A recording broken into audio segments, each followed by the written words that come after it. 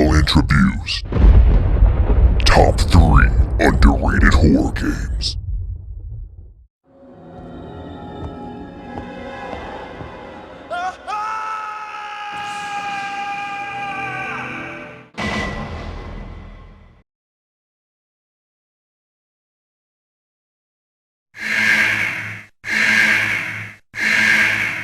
Here's a little disclaimer before we start this one. The Thing takes place directly after the events in the 1982 movie by the same name, so naturally this review will spoil most of the major plot points from the film, especially the ending. So if you haven't watched John Carpenter's The Thing, hit pause, get a copy, and watch it. It's amazing. Well, with that out of the way, let's get down to business. License game, a name synonymous with low quality and frustration. It seems like despite a few exceptions, no one really knows how to properly translate licensed material to a video game. For a while it seemed like no property was safe from bullshit developers trying to make a quick buck on a well-known license. These were dark times indeed, but soon a champion would arise to the occasion. The Thing, developed by Computer Artworks and produced by Universal Interactive, is a third-person survival horror game, and it does things a little differently than what we're used to.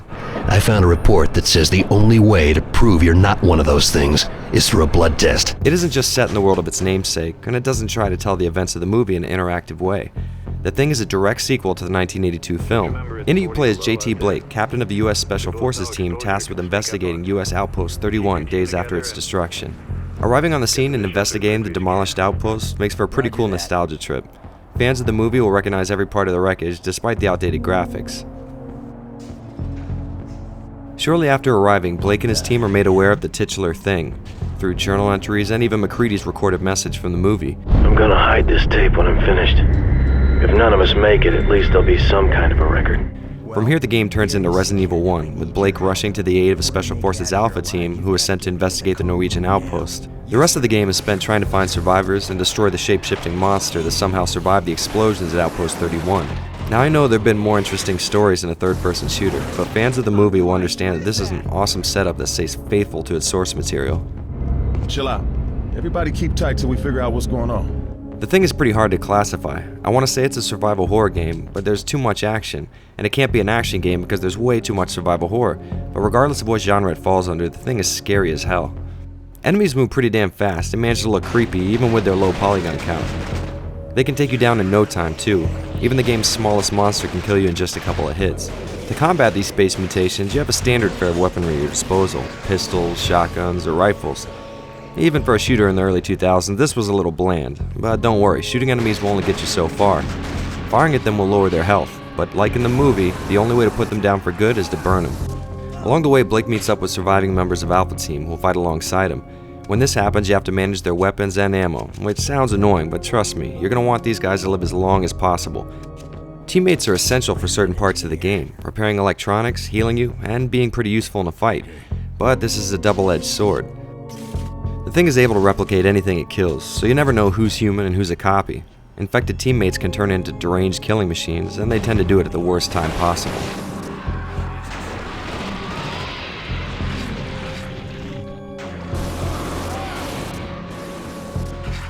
You can figure this out by testing squad members' blood with special kits, but this makes them not trust you, and if they don't trust you, they won't follow your orders.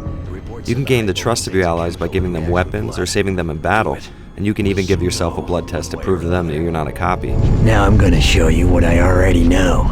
However, trust isn't the only thing you need to worry about. Squad mates will panic from seeing gore or being in a dark area with enemies around.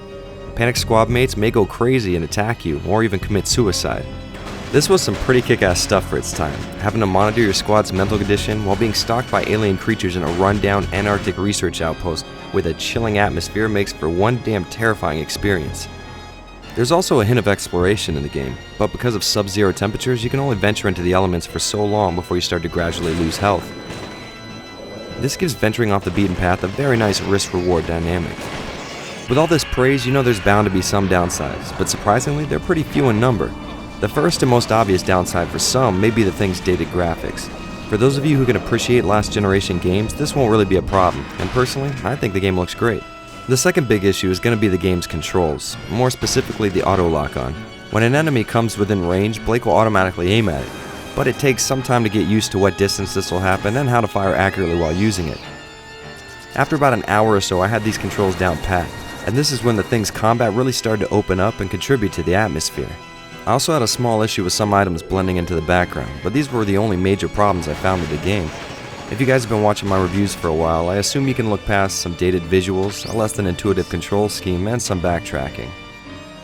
The thing pulls off its scary atmosphere expertly. Its graphics, sound, and story come together to really give you the feeling of being alone. And even when you do find another person, you're made to question whether or not you can even trust them. All these factors make for a terrifying experience and a rock-solid entry on this list. But don't worry, we've only scraped the tip of the iceberg so far. Next week we'll be taking a look at a criminally underappreciated survival horror game, so make sure to keep an eye out. And until then, I'm Jared. If you want a job done right, you gotta do it yourself.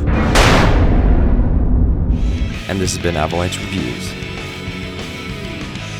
Hey guys, thanks for watching the first entry in my top 3 underrated horror games. And if you got into the video, make sure to click that like button. And if you haven't already, hit subscribe. I'm also interested in hearing what you guys think, so if you have your own top underrated horror game, let me know in the comments below. Or you can always find me on Facebook or Twitter.